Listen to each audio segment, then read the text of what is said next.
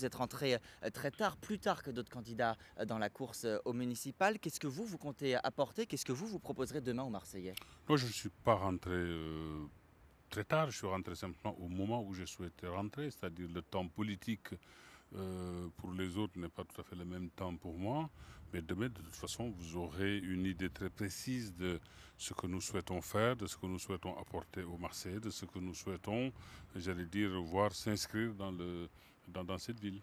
Vous proposez une liste qui est sans étiquette, mais on vous présente souvent comme plutôt à gauche, ou en tout cas proche de la gauche. Est-ce que cette étiquette vous convient? Écoutez, c'est une étiquette évidemment qui me convient parfaitement. Me présenter plutôt à gauche, ce n'est qu'une terminologie, puisque malgré tout, les valeurs que je célèbre, les valeurs dans lesquelles je me sens sont plutôt des valeurs humanistes. Alors si maintenant il y a évidemment une classification gauche-droite au niveau des valeurs, mais libre à ceux qui veulent bien en faire et les établir. Vous pourriez imaginer travailler avec Patrick Menucci? Menouchi et répondre à cette question d'ores et déjà, je me serais mis déjà sous sa bannière. Si aujourd'hui je suis précisément dans la position où je suis, c'est que j'estime que ce soit la gauche, que ce soit la droite, il y a autre chose à proposer aux Marseillais, il y a autre chose à faire, il y a le camp des Marseillais dans lequel je me situe résolument.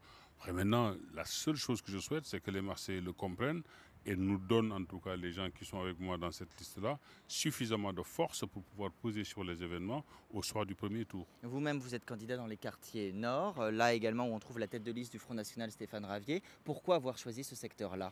Parce que simplement, je suis avec une équipe et au sein de cette équipe, il y a une discussion, il y a, je dirais, des délibérations collectives qui font qu'à un moment donné, on est désigné là où on pense rendre le mieux et le plus de services. À partir de cette cogitation collective, il a été décidé que je serais sans doute beaucoup plus utile pour le rassemblement à la tête duquel je suis dans le 13-14 plutôt qu'ailleurs. Vous êtes un candidat anti-FN dans cette élection?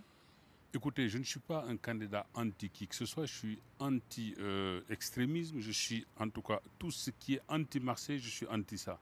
Et pour moi, aujourd'hui, il n'y a pas que les extrémismes qu'il faut combattre, il faut combattre tout ce qui dénature, tout ce qui défigure, tout ce qui dévisage la ville.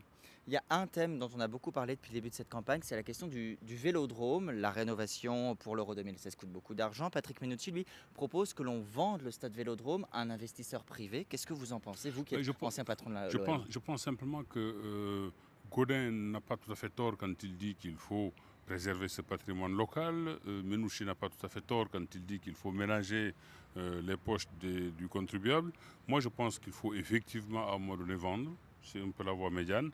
Mais prendre au moins deux précautions, deux conditions nécessaires. La première, c'est de laisser toujours l'Olympique de Marseille jouer sur ce théâtre-là, ou alors le club qui remplacera un jour l'OM dans l'imaginaire, si toutefois l'OM était rentré dans une fusion ou avait changé de nom. Et la deuxième condition qui me paraît essentielle, c'est de ne jamais laisser un promoteur, de ne jamais vendre l'espace à un promoteur qui pourrait, je dirais, y construire à la place du stade, je dirais, y faire un projet immobilier. Ça, effectivement, il ne faudrait jamais.